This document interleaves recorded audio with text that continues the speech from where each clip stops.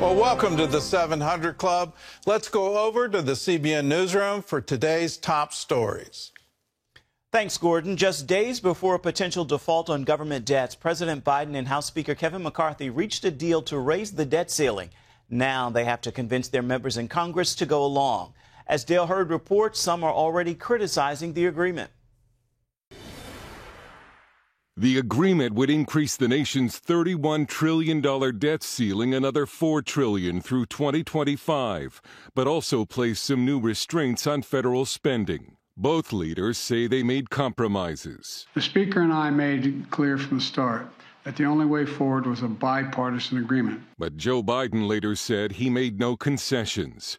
Speaker Kevin McCarthy praised the deal, calling it good for the American public. It doesn't get everything everybody wanted, but that's in divided government. That's where we end up. I think it's a very positive bill. The budget deal keeps most federal spending roughly flat next year, raising it by 1% in 2025. Defense spending would increase. The agreement includes new work requirements for government aid, with time limits on how long some Americans can receive food assistance. While some Democrats are unhappy with the bill, Minority Leader Hakeem Jeffries indicated congressional Democrats will support it at the end of the day. I do expect that there will be Democratic support once we have the ability to actually be fully briefed by the White House. While McCarthy said that 95% of his fellow GOP members support the deal, an Axios report says as many as 60 House Republicans could vote against it, and some have already slammed the agreement. Representative Ralph Norman of South Carolina called the deal insanity, posting on Twitter, "A $4 trillion debt ceiling increase with virtually no cuts is not what we agreed to. Not going to vote to bankrupt our country. The American people deserve better." Fellow Congressman Bob Good of Virginia also condemned the proposed $4 trillion increase to the debt limit, tweeting, "If that is true, I don't need to hear anything else." No one claiming to be a conservative could justify a yes vote. I'll debate this bill with anybody, because at the end of the day, is it everything I wanted? No, but we don't control all of it. McCarthy did claim the deal acts as new money for the IRS. We repealed every single dollar they were going to use for IRS agents. The Speaker says lawmakers will have 72 hours to read the text of the bill before an expected vote Wednesday. But Senate Majority Leader Chuck Schumer warned colleagues of the potential for Friday and weekend votes in the event of filibusters. Dale Hurd, CBN News. Turning now to Texas, Republican Attorney General Ken Paxton is facing an impeachment trial in the Senate. Saturday, the GOP-led House voted overwhelmingly to impeach the state's top attorney.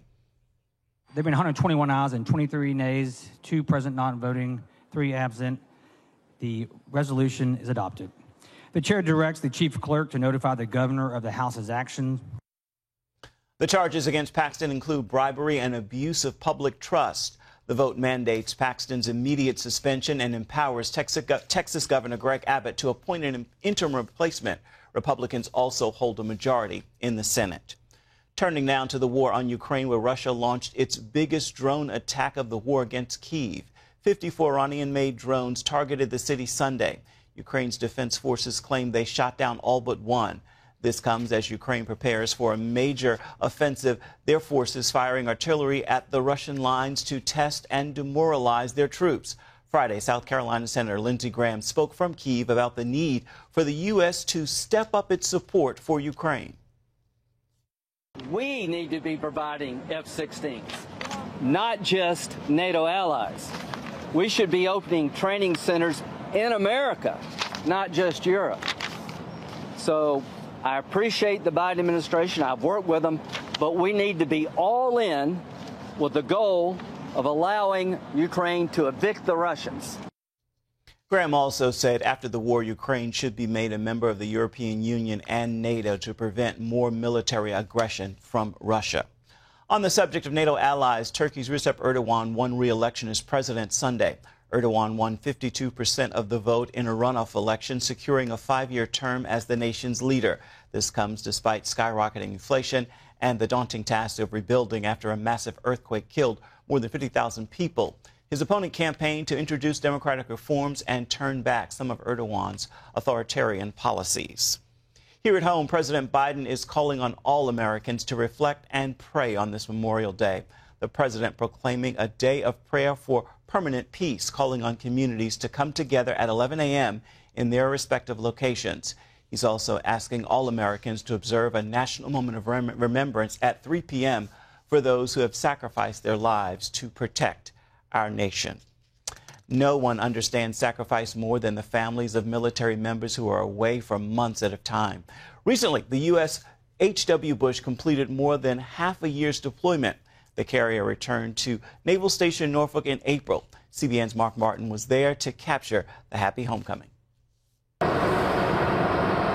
As the massive aircraft carrier made its way to port, its sailors lined the perimeter of the ship as excited family and friends anxiously waited. More than 8 months is a long time away, and the reunions reflect that. This is our 8th deployment, so she's been through 8 deployments, 17 years of marriage. So I would say that it was routine, but it's never routine. It's always a joy to come back and see my family again, especially after 8.5 months. This is amazing. I mean, I haven't seen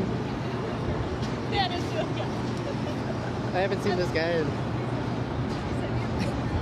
ever. I mean, he was born on deployment, so in the middle of deployment, I got to video chat with my wife, and this is the first time I get to see him.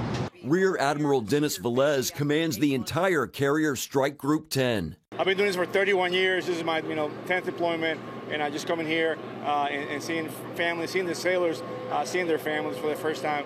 It is magical. It is really it is the best part of the deployment is coming home. About 5,000 sailors served on board the USS George H.W. Bush during this deployment. They worked with 26 countries, developing relationships with NATO allies and partners in both the Africa and Europe areas of operation. All a part of our effort to reinforce the strong relationship that we have with our NATO allies and to promote peace through strength and strength through unity. The strike group also participated in the largest bilateral U.S.-Israeli exercise in history. Units from the Army, the Air Force, and the United States Navy joined up with Israeli Defense Forces and participated in a multi-domain, so air, maritime, and land warfare exercises.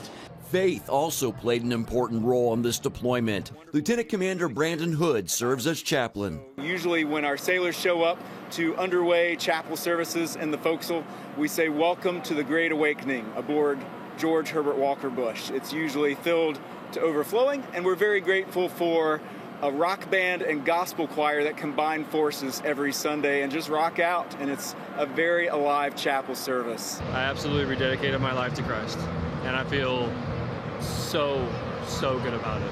I'm excited. I don't even know it. Like, there's no words to explain like what it's like to be like secretly praying declarations over your husband, and for him to like email you and say, "I've accepted Jesus Christ into my heart." It blew me away. I literally just like fell to my knees and was so excited, just thanking God for it. CBN's Helping the Home Front, which partners with local churches to meet the needs of military families, took part in the celebration along with the Warrior's Journey organization.